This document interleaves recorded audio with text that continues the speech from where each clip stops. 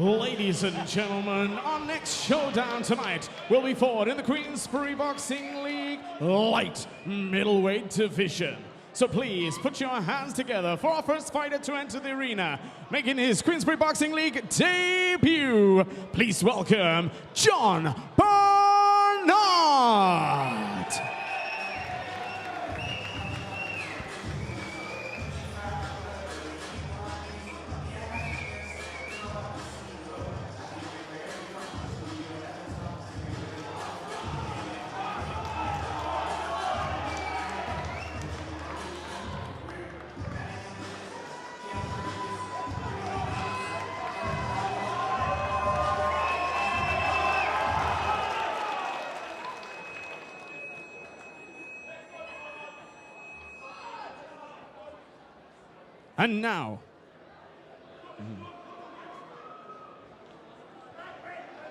And now, one, two, 1, 2, 1, 2, out.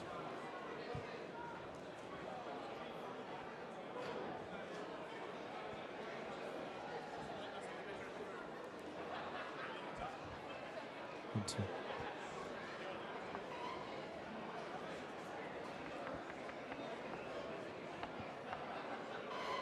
One, two.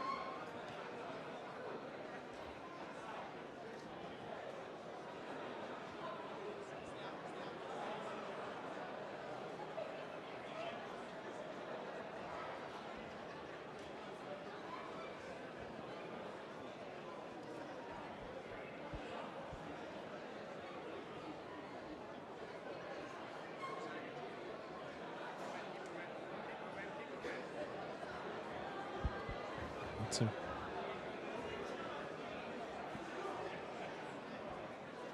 1, 2, 1, 2.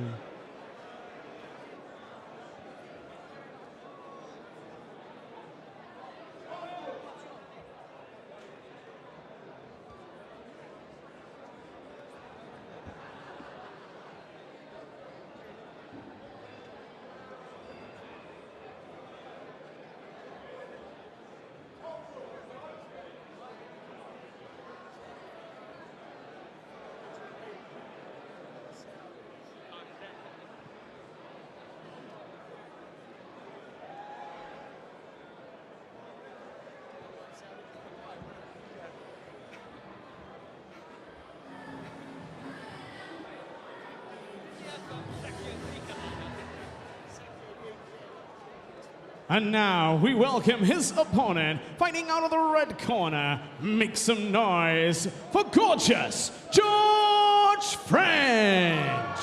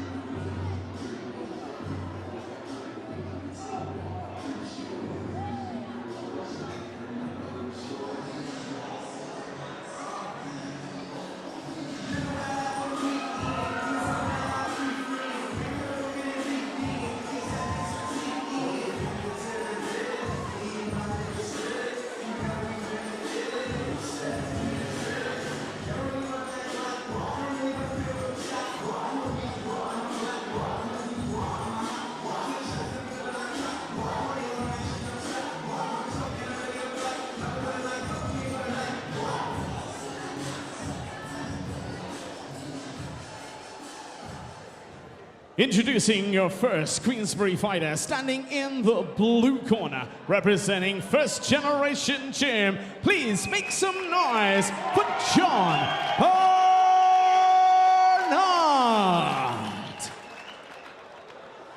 And standing across the ring in the red corner, his opponent, representing the HKA Gym. Please make some noise for George Gorgeous George French.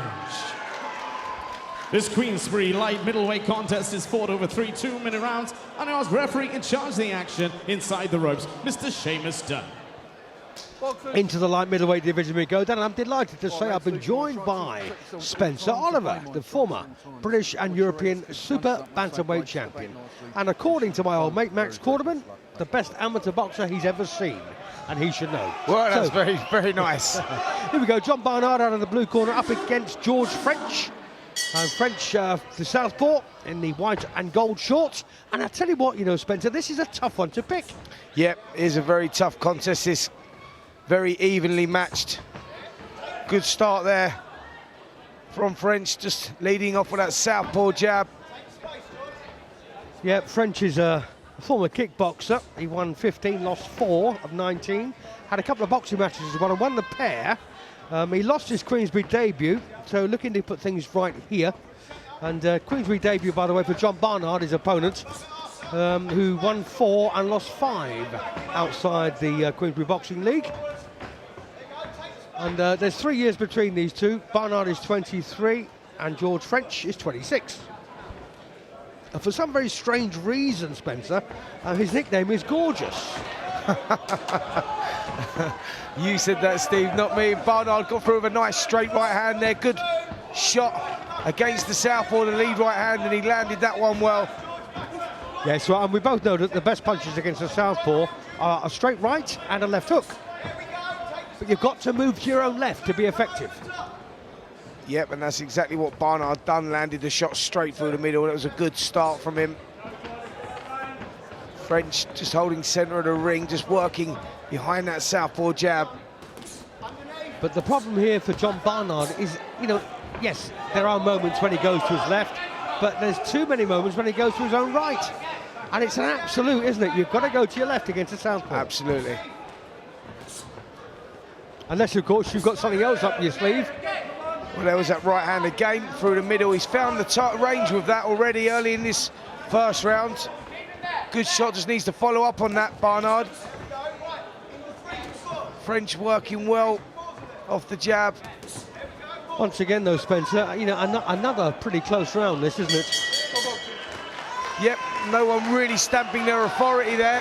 French goes back to the corner, seemed quite pleased with himself. He started the round well, working behind that jab. Barnard had his successes too, especially with that right hand through the middle. So a difficult round to separate there, and one I'm going to have to sit on the fence. No one really dominating that one there. We see the right hand through the middle from Barnard. And this was some of the good work from French, just putting Barnard on the ropes, working the body and head. But there's that right hand through the middle, and that was probably the key shot, and maybe just won that round, Stephen. I lean towards Barnard. I won't argue with that, Spencer. Anyway, just a little bit of background on these two. Barnard, an Eastbourne lad from the first generation gym. As I say, he's a 23-year-old, and George French from Sandhurst, and represents the HKA gym. And here we go for round 2. Now, George French needs to try and nullify that reach advantage that Barnard seems to have. Especially with the right hand. Yep, he's finding success with that shot. He's found the range. He just needs to follow up on that now. French needs to get that southpaw jab working, come through the middle with those left crosses of his own. He needs to pull himself back into this one. But not only that, Spencer, he's got to move to his own right, because he's making himself very vulnerable to that right cross from Barnard, you know, because he's moving around to his own left. You know, I mean, it works both ways, you know. All right, it can be untidy, but when it's done right, it's good. Yeah, a little bit of head movement from French would be good as well. He's just quite static at the moment. He's there to be hit with that right hand. Barnard just falling short with that right hand, just needs to step in with those shots a little more. Yeah, it's a lovely combination. It's a straight jab, followed by a right cross and a left hook against the southpaw. But then again, that's the kind of combination that works against most people, isn't it? Yeah.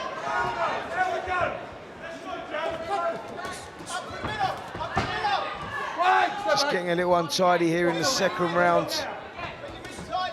No one really stamping their authority on this contest yet. It's quite evenly matched. Good right hand there from French. Left hand, sorry, needed that. And again, following up and just starting to get into this now. French and Barnard for the first time looking a little uncomfortable. Much better round this for French. He's just starting to slip into a groove. He's starting to find a rhythm. He's taken centre of the ring now and he just seems to be growing in confidence.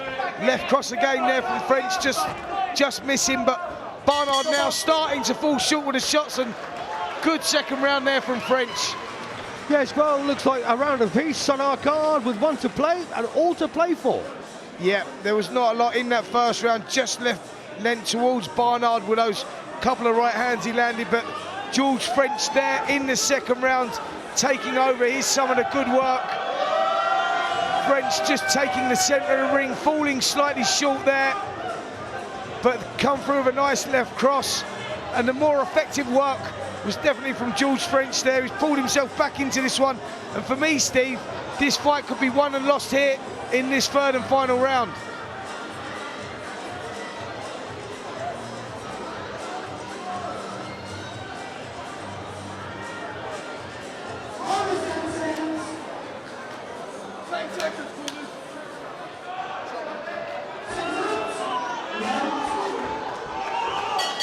Here we go, then, third and final round of this light middleweight contest, and you know, a round apiece, end of. Yep, nothing in this one. Let's just see who gets this one by the scruff of the neck. It looks like I'm going to say George French is on the is the aggressor, isn't he? Yep, the momentum's definitely with George French. He's taking centre of the ring and he seems to be using in confidence. And of course, still looking for that first Queensberry Boxing League win. There's that left cross again, and Barnard just sitting on the ropes. Slightly too long there. Done a good job of tying French up.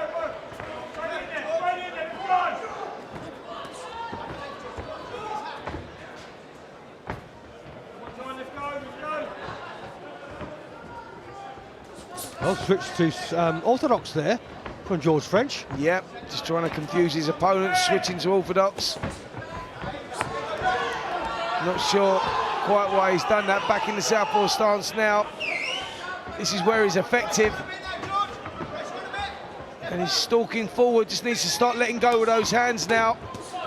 Barnard looking a little scrappy on the ropes, but not a lot in this round either, Steve. Quite close, and there was that cross over the top. He switched to the orthodox stance and landed that right hand. That was effective. Yeah, very good punch that from French.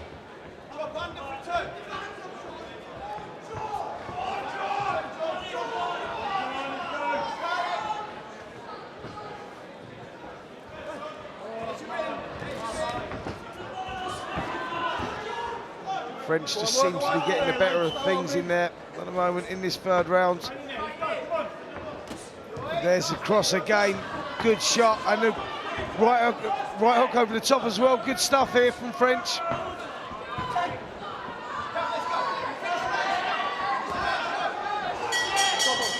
So there's the final bell. Well, I tell you what, if we had to pick a winner there, I honestly believe it would be George French, although it was reasonably close. Yeah, very close there. Both guys were having their successes. George French landed at a couple of nice straight left crosses in that third and final round. That might have been enough to steal the round and steal the contest. Here's some of the action from the third round. And French was the aggressor. He was trying to push the contest there. He knew it was close. He switched to orthodox a couple of times as well, started having success out of the orthodox stance. So he was trying things different. And for me, Steve, I think he'd just done enough to steal that round. There we see it, at the orthodox stance, that right hand through the middle. Good shot, and maybe enough to win that contest. Well, we've scored it 2-1 in favour of George French. And now, of course, we have to wait and see what the three judges have done. We don't always agree with them, do we? No. And that's fine. It's all very subjective, this scoring. Listen, that was a close contest. Whatever way you look at it, both guys had their successes. And now we're going to get the decision. Ladies and gentlemen, After 3 rounds of action, we go to our Queensberry Boxing League judges, who all scored about the same. Your winner by unanimous decision in the red corner. Gorgeous George French. So George French gets the nod by a unanimous decision, and the irony is he could win a unanimous decision, but by a single point from every single judge. So don't feel bad, John.